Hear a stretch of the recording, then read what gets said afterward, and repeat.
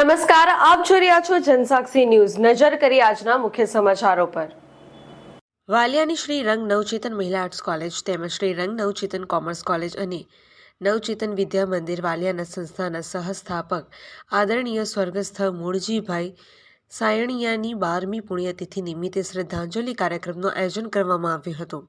આ કાર્યક્રમમાં પ્રોફેસર ભાવનાબેન ગોથાણાએ સ્વર્ગસ્થ મૂળજીભાઈ સાયણિયાના જીવન કવન, સમાજ સેવા, શિક્ષણ પ્રત્યેની નિષ્ઠા તથા સંસ્થાના વિકાસ માટે આપેલ અમૂલ્ય યોગદાન અંગે વિસ્તૃત માહિતી આપી સૌને માહિતગાર કર્યા હતા અને તેમના વિચારોને અનુસરવાની પ્રેરણા સાથે સાચી શ્રદ્ધાંજલિ અર્પણ કરી હતી।